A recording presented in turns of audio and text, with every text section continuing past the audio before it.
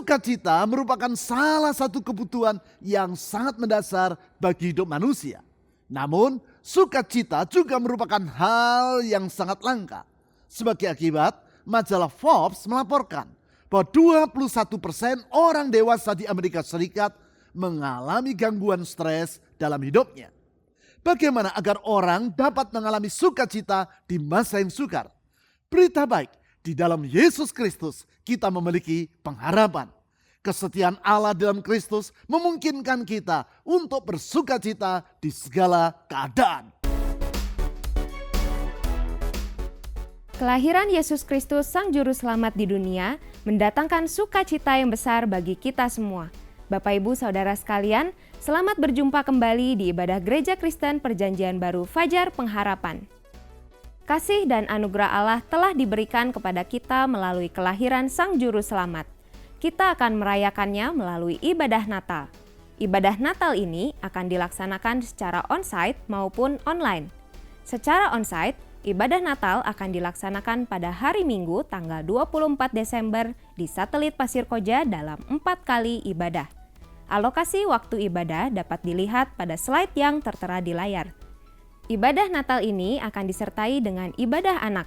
Untuk menghadiri ibadah Natal diperlukan tiket Natal. Tiket Natal telah dibagikan secara cuma-cuma di setiap satelit. Bagi Anda yang masih memerlukan tiket Natal, dapat menghubungi nomor WhatsApp yang tertera di layar, selama persediaan masih ada. Guna menyiapkan hati untuk menyongsong hari Natal yang sangat penting tersebut, mari kita mengikuti masa Advent. Masa Advent berlangsung selama 4 minggu sebelum hari Natal. Untuk itu, sepanjang masa Advent tersebut, kita akan melakukan perenungan secara pribadi seminggu sekali. Penuntun renungan dapat Anda akses melalui website yang tertera di layar. Penjelasan tentang website dan langkah-langkah untuk menggunakannya dapat Anda lihat melalui kanal YouTube Doa Fajar Pengharapan. Sedangkan ibadah akhir tahun akan kita laksanakan pada hari Minggu tanggal 31 Desember di Satelit Pasir Koja dalam 4 kali ibadah. Untuk menghadirinya diperlukan tiket. Tiket telah dibagikan pada tanggal 17 Desember di ibadah di setiap satelit. Bagi Anda yang masih memerlukan tiket ibadah akhir tahun, dapat menghubungi nomor WhatsApp yang tertera di layar, selama persediaan masih ada.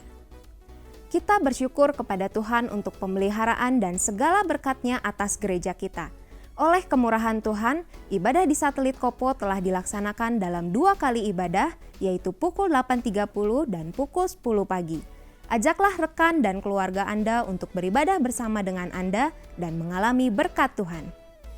Tuhan selalu mendengarkan setiap doa yang kita panjatkan dan menjawabnya seturut dengan kehendak-Nya. Kirimkan beban doa Anda ke nomor WhatsApp 0811 841 765. Para pendoa gereja kita akan mendukung Anda dengan mendoakan setiap beban dan pergumulan Anda tersebut. Informasi dan pengumuman penting lainnya dapat Anda lihat dan ikuti di bagian menjelang akhir ibadah ini. Selamat beribadah!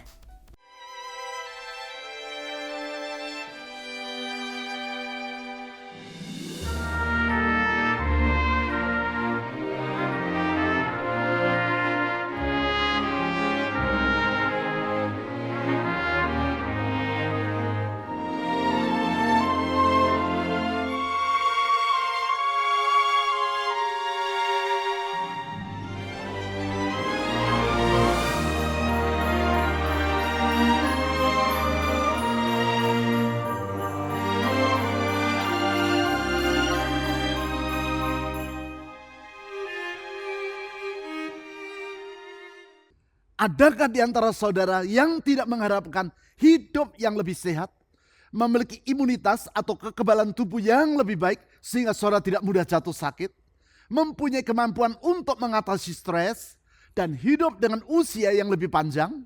Saya yakin hal-hal tersebut diinginkan oleh semua orang.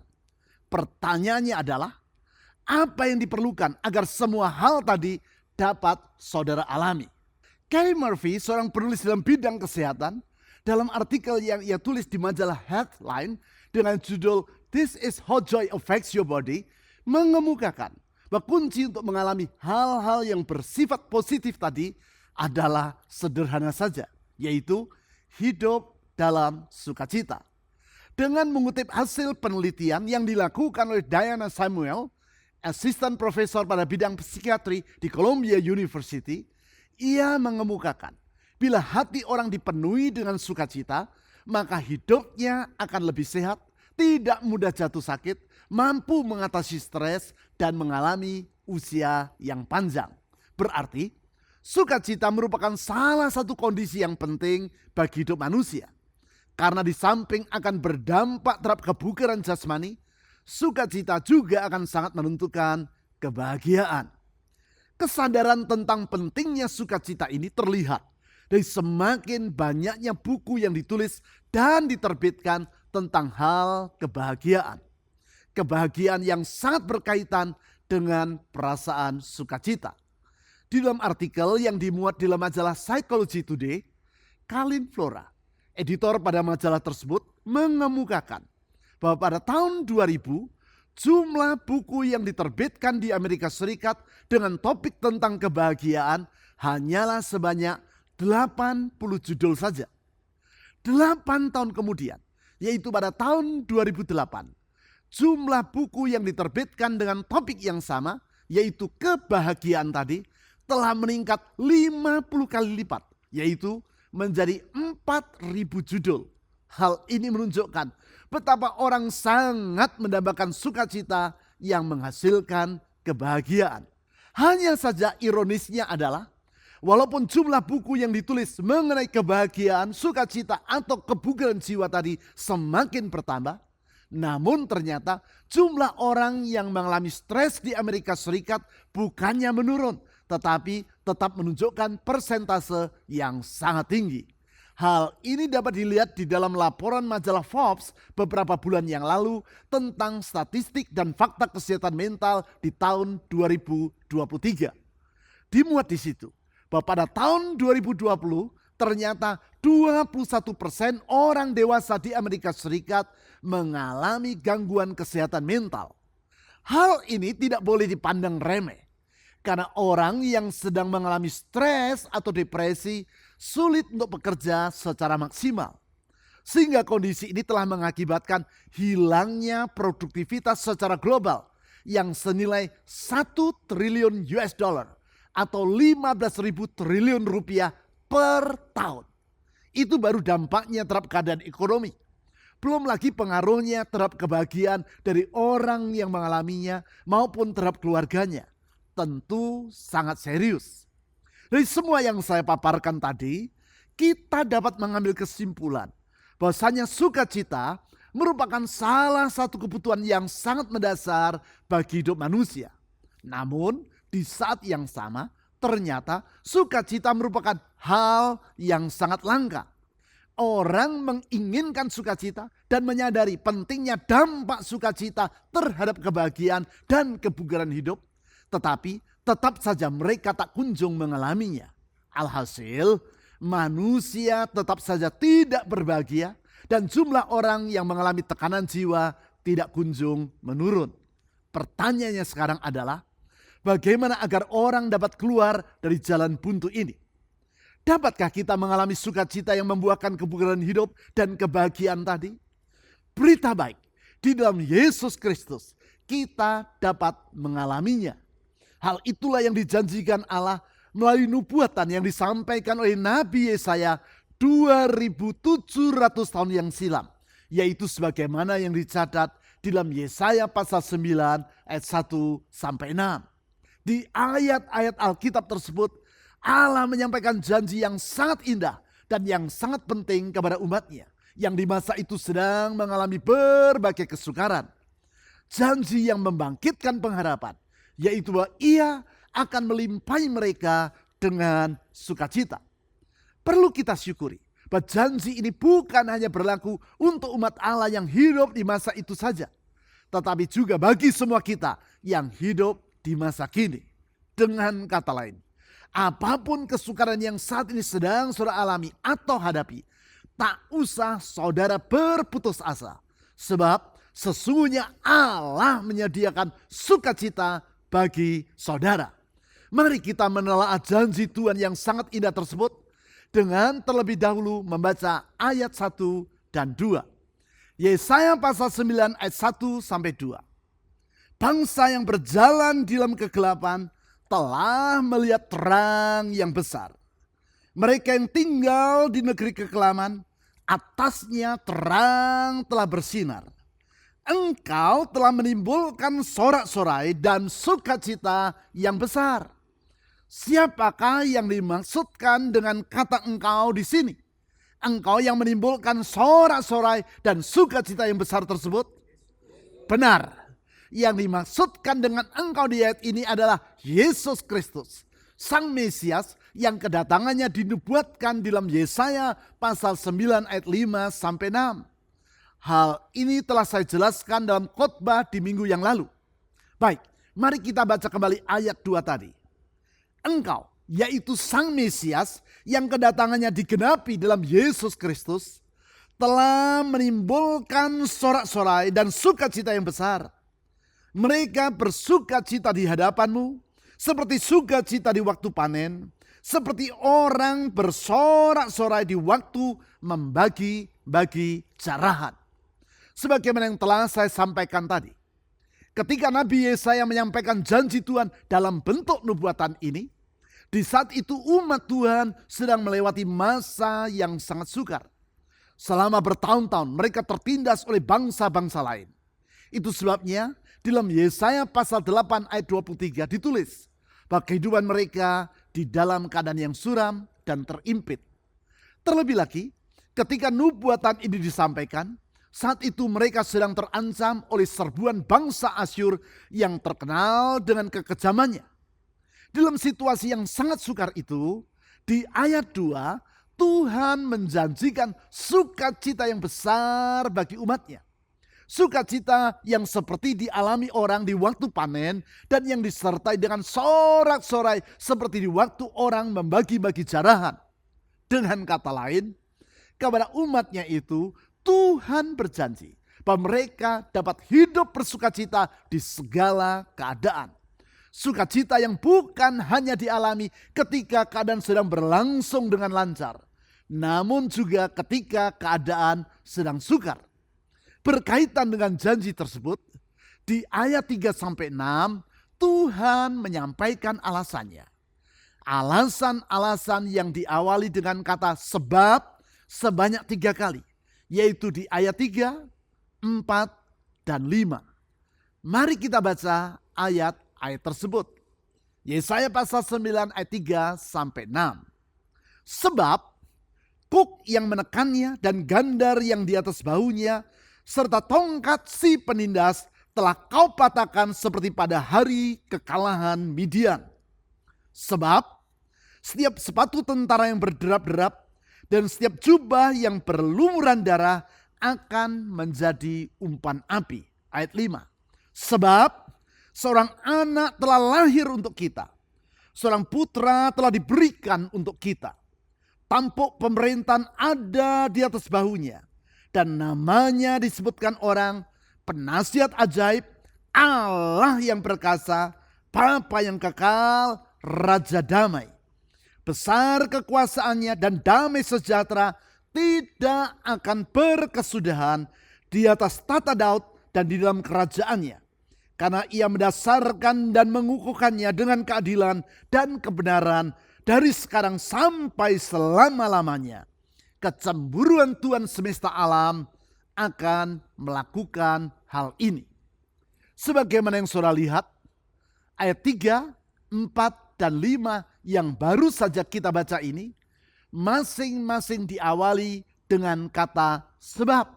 Artinya, di ayat-ayat tersebut dipaparkan alasan mengapa umat Tuhan dapat bersukacita, yaitu seperti yang dijanjikan di ayat 2. Sukacita ketika mereka sedang hidup di dalam keadaan yang suram dan terimpit oleh kesukaran.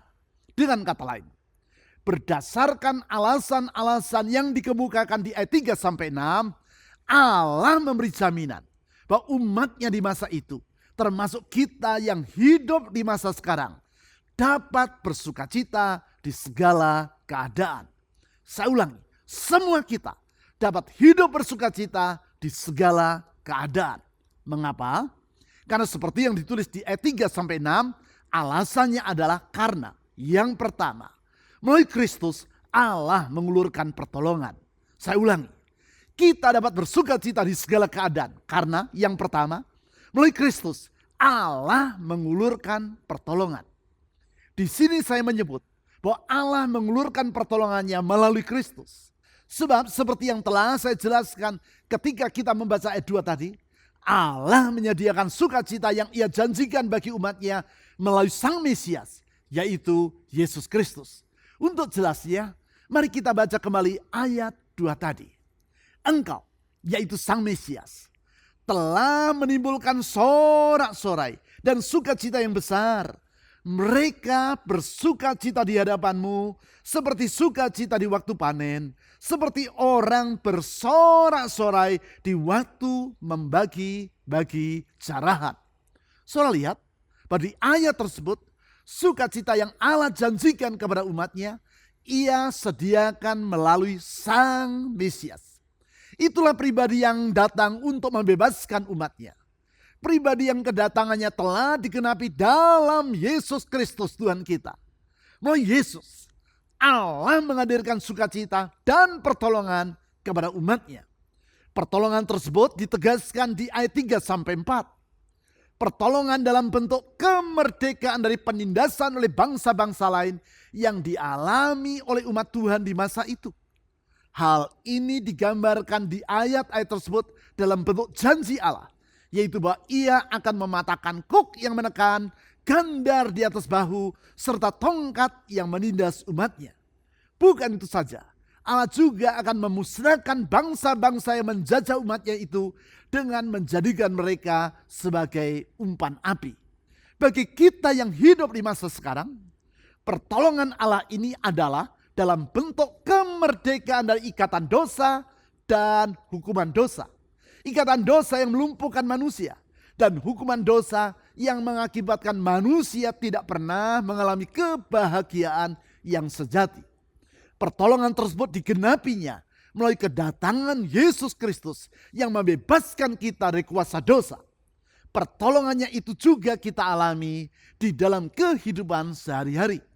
Sehingga bukan hanya nanti, yaitu di balik kehidupan di dunia ini saja kita akan mengalami kebahagiaan yang abadi.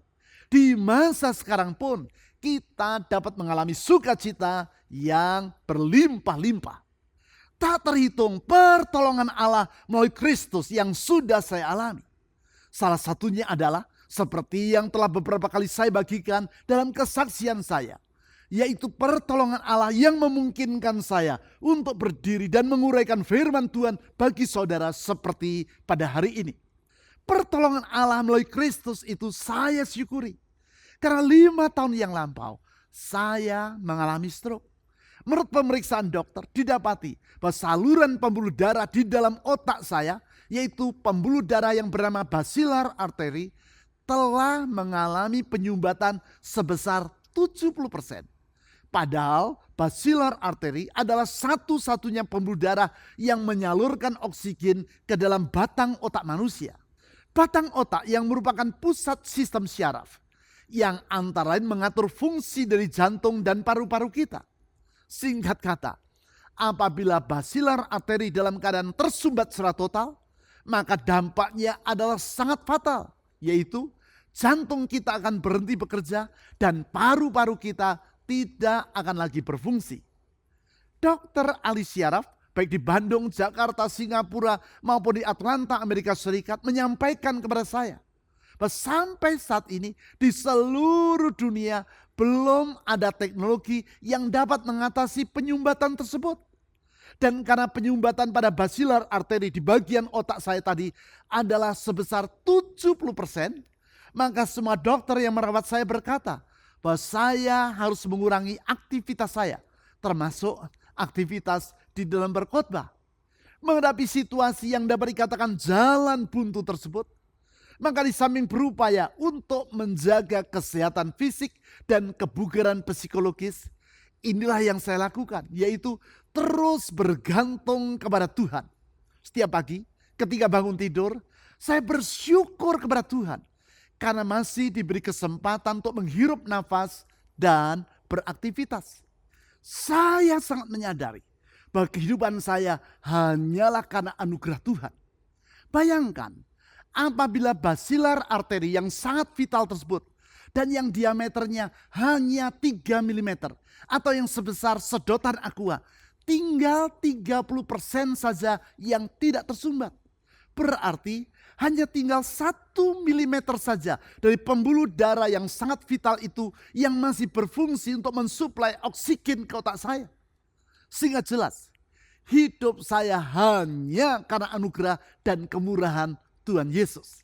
Sekarang 5 tahun telah berlalu. Apabila hari ini saya dapat berdiri dan membagikan firman Tuhan kepada saudara, serta di setiap pekan tanpa jeda dapat berkhotbah 3-5 kali, maka tidak bisa tidak, semua itu adalah karena pertolongan Tuhan dalam hidup saya.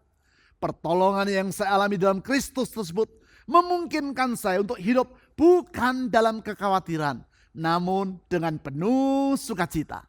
Memang kita dapat bersukacita karena melalui Kristus Allah telah mengulurkan pertolongannya.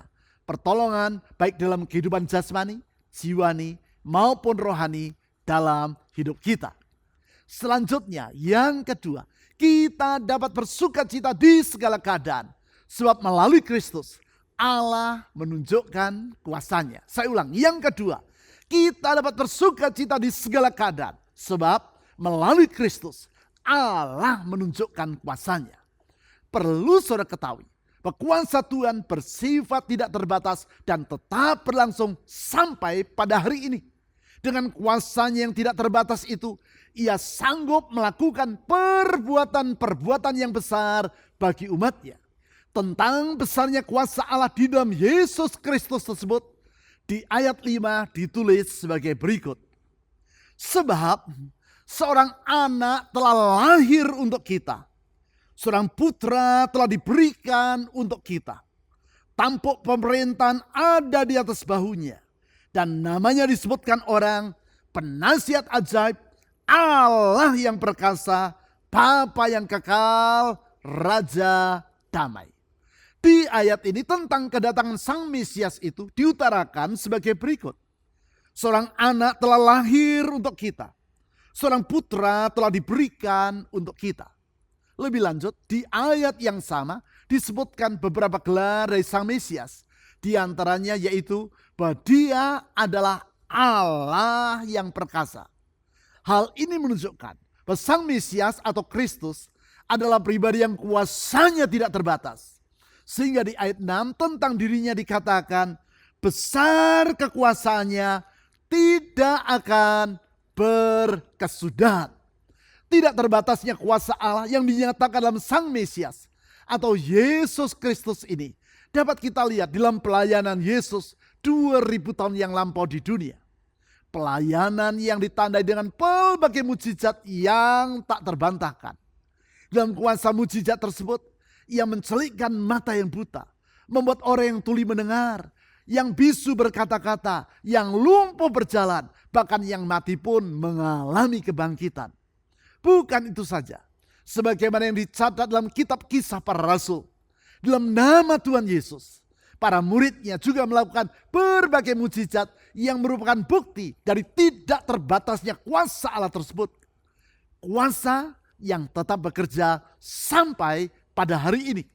Besarnya kuasa Allah di dalam Yesus itulah yang dialami oleh salah seorang anggota jemaat dari gereja kita sekian waktu yang silam.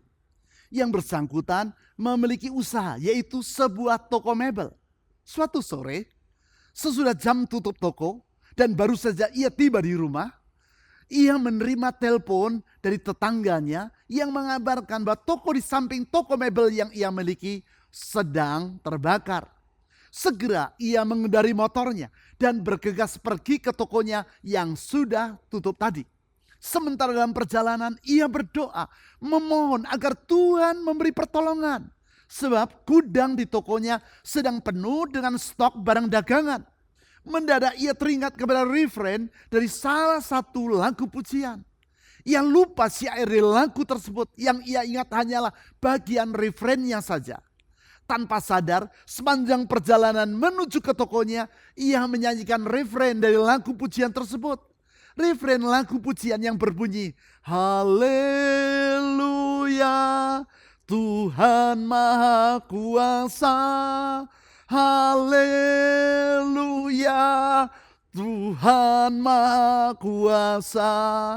Berulang-ulang ia nyanyikan refrein lagu itu dengan segenap hati dan dengan penuh keyakinan bahwa Tuhan adalah pribadi yang maha kuasa, sehingga dalam nama Yesus Kristus ia pasti akan mengalami pertolongan. Ketika anggota jemaat itu tiba di lokasi kebakaran, ia melihat bahwa memang benar Tuhan dalam kuasanya telah menolong dirinya.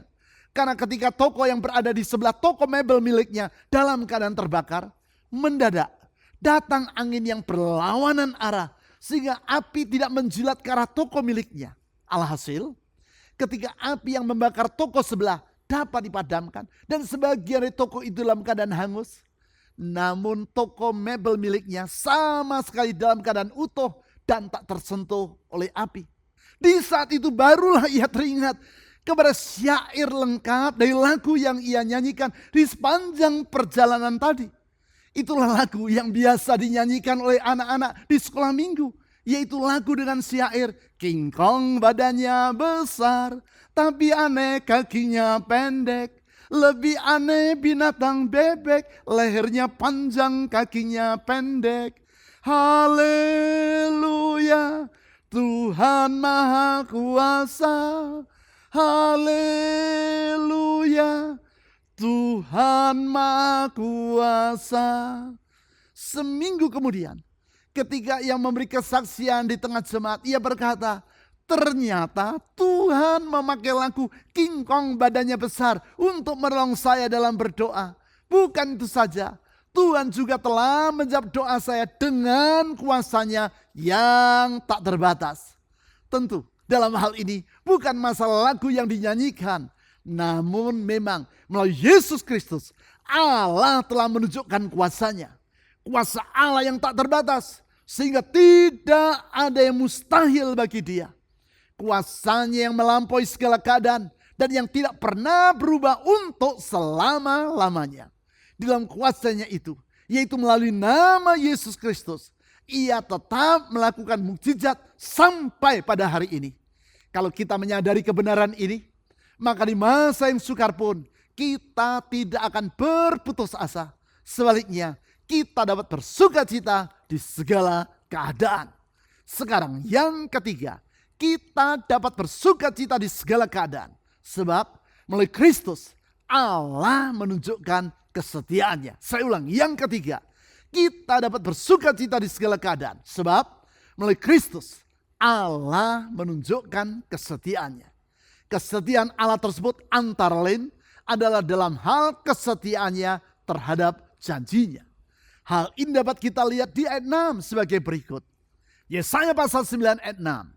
Besar kekuasaannya dan damai sejahtera tidak akan berkesudahan di atas tata Daud dan di dalam kerajaannya. Karena ia mendasarkan dan mengukuhkannya dengan keadilan dan kebenaran dari sekarang sampai selama-lamanya. Kecemburuan Tuhan semesta alam akan melakukan hal ini. Di ayat ini Allah berkata, Sang Mesias yang ia janjikan di ayat 2 dan 5 tadi akan memerintah di atas tata Daud dan besar kekuasaannya serta damai sejahtera di dalam kerajaannya tidak akan berkesudahan. Janji yang ia genapi melalui Yesus Kristus tersebut sesungguhnya merupakan penegasan terhadap janji yang pernah ia sampaikan kepada Daud 300 tahun sebelumnya. Janji kepada Daud yang dicatat di dalam 2 Samuel pasal 7 ayat 8 sampai 16. Mari kita baca sebagian dari janji itu. Khususnya 2 Samuel pasal 7 ayat 16. Yaitu yang berbunyi, kerajaanmu akan teguh untuk selama-lamanya di hadapanku. Tahtamu akan kokoh untuk selama-lamanya. Di ayat ini kita dapat melihat kesamaan antara janji yang Allah sampaikan kepada Daud dan nubuatan yang disampaikan oleh Yesaya dalam Yesaya pasal 9 ayat 6 tadi. Berarti walaupun 300 tahun telah berlalu sejak ia menyampaikan janjinya kepada Daud, Allah tidak pernah melupakan janjinya tersebut. Ia mengulang janji itu melalui nubuatan yang disampaikan oleh Yesaya. Bukan itu saja, 700 tahun kemudian ia genapi nubuatan itu melalui kelahiran Yesus Kristus. Di sini kita melihat perbedaan antara Allah dan manusia. Kalau manusia berjanji, jangankan 5-10 tahun kemudian, 2-3 minggu setelah ia mengucapkan janjinya pun, ia sudah lupa dengan janjinya itu. Kalau ditagih, kapan kau akan menggenapi janjimu? Maka orang tadi akan menjawab, oh ya, aku pernah berjanji seperti itu. Masa sih? Aku sudah lupa. Tetapi tidak demikian halnya dengan Allah. Kalau ia berjanji, Allah tidak pernah lupa terhadap janjinya. Dan digenapinya janji itu tepat pada waktunya. Sesungguhnya dia adalah pribadi yang setia. Melalui Kristus, ia menunjukkan kesetiaannya tersebut. Berulang-ulang saya utarakan, bahwa manusia kalau berjanji, belum tentu sanggup memenuhi janjinya. Kalaupun sanggup, belum tentu ia akan bersikap setia terhadap janjinya. Namun Allah, kalau ia berjanji, maka ia sanggup untuk menggenapinya. Dan ia bersikap setia terhadap janjinya itu. Bila kita percaya akan kebenaran ini, maka kita akan mampu melewati setiap musim kehidupan tanpa berputus asa. Sebaliknya dengan penuh sukacita. Hal tersebut dialami oleh anak saya yang sulung dan yang sedang tinggal serta menetap di Amerika Serikat. Beberapa tahun yang lalu, anak perempuan saya itu perlu memperpanjang visa kerjanya. 5 bulan sebelum visa itu habis, ia mengurus perpanjangan visa tersebut. Di luar dugaan, 2 bulan kemudian terjadi masalah dengan sistem komputer dari Departemen Imigrasi Amerika Serikat. Sebagai akibat, pada hari-hari itu ribuan orang yang memperpanjang visa kerjanya mengalami kendala. Sedangkan apabila visa kerja telah habis dan perpanjangannya tidak kunjung diperoleh, maka para pemegang visa kerja itu tidak boleh lagi bekerja di sana. Pagi itu saya akan meninggalkan kota Dallas di Texas, tempat anak saya berada, untuk kembali ke Indonesia melalui kota Houston. Sedangkan hari itu adalah batas akhir dari visa kerja yang ia miliki. Artinya, kalau hari itu ia tidak memperoleh perpanjangan visa, dan walaupun hal itu bukan karena kesalahannya, maka mulai keesokan harinya, anak saya tidak akan lagi dapat bekerja dan ia harus bersiap-siap untuk pulang ke Indonesia. Sebelum meninggalkan anak saya mengajak dia berdoa dan menyerahkan kesulitan yang ia alami ke dalam tangan Tuhan Yesus. Saya berdoa, memohon pertolongan, kuasa dan kesetiaan Tuhan bagi anak saya. Sore hari, ketika sedang dalam antrean untuk masuk ke dalam pesawat udara di bandara kota Houston, tempat saya melakukan transit, handphone saya berdering. Anak saya menelpon saya dan berkata, "Pa, my visa has been granted." Saya telah mendapat perpanjangan visa. Tuhan menjawab doa kami tepat pada waktunya, yaitu pada jam-jam terakhir sebelum visa kerja anak saya habis masa berlakunya. Tuhan tidak pernah terlambat di dalam menepati janjinya. Artinya, di saat kita tidak berdaya, sesungguhnya kita tidak perlu berputus asa. Di segala keadaan kita dapat bersuka cita karena pertolongan, kuasa dan kesetiaan Allah di dalam Kristus senantiasa dapat kita andalkan. Dengan kata lain, apapun kesukaran yang sedang saudara alami di saat ini, ingatlah bahwa di dalam Kristus ada pengharapan. Tuhan Yesus setia. Saya ulangi, Tuhan Yesus setia. Kesetiaan Tuhan itulah yang akan kita rayakan dalam ibadah Natal, baik secara online maupun onsite pada tanggal 24 Desember yang akan datang. Mari kita sambut anugerah Allah itu, embracing grace, anugerah dalam bentuk pengharapan, damai sejahtera, kesetiaan, dan kasih Allah dalam Kristus Yesus tersebut dengan hati yang penuh ucapan syukur kepadanya. Dengan demikian, maka ibadah Natal nanti akan menjadi penuh dengan makna. Dan kita dapat mengakhiri tahun ini dengan penuh kemenangan. Serta memasuki tahun yang ada di hadapan kita dengan penuh pengharapan yang tidak akan mengecewakan. Sebentar, saya akan mengajak saudara untuk berdoa dan memohon agar Tuhan menolong saudara.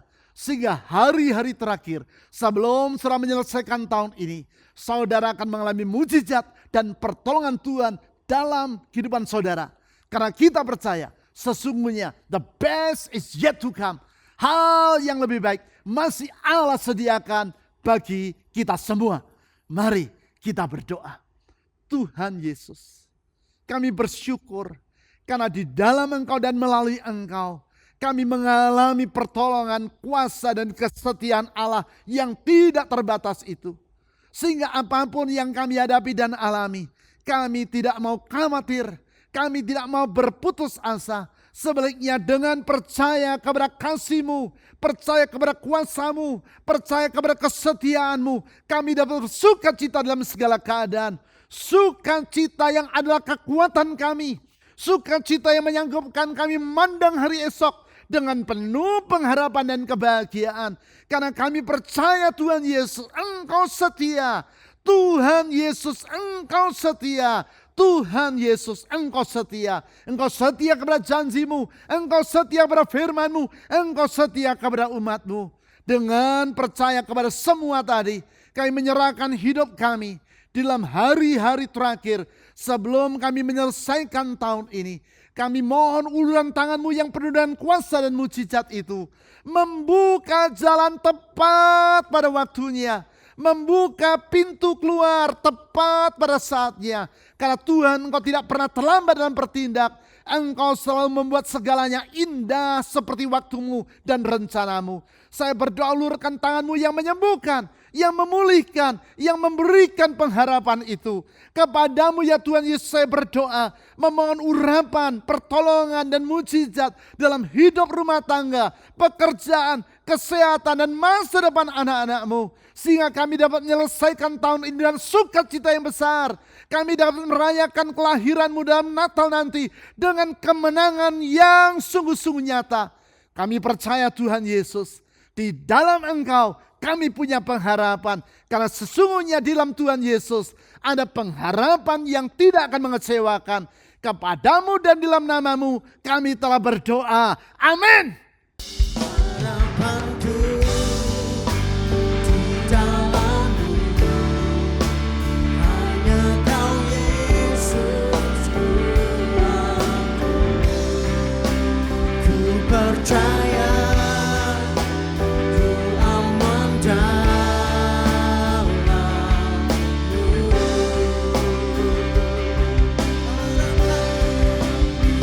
Harapanku di dalam-Mu, hanya Kau Yesus Tuhanku. Ku percaya ku aman dalam-Mu.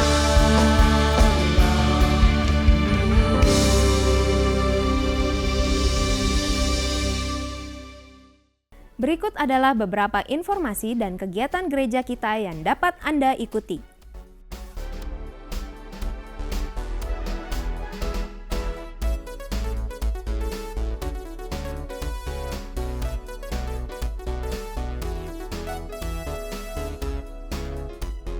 Persembahan dan persepuluhan sebagai ungkapan kasih dan syukur kita kepada Tuhan dapat Anda berikan dengan memasukkannya ke dalam kotak persembahan atau melalui rekening bank atau dengan cara men-scan QR Code dengan menggunakan aplikasi dompet digital. Ibadah online GKPB Fajar Pengharapan dapat Anda ikuti setiap saat mulai hari Sabtu pukul 5 sore melalui YouTube, website, dan aplikasi yang tertera di layar. Berbagai informasi penting lainnya dari gereja kita dapat Anda ikuti melalui website www.fajarpengharapan.net atau melalui aplikasi GKPB Fajar Pengharapan serta Instagram GKPB Fajar Pengharapan. Bapak Ibu Saudara sekalian, sehat selalu dan sampai jumpa minggu depan.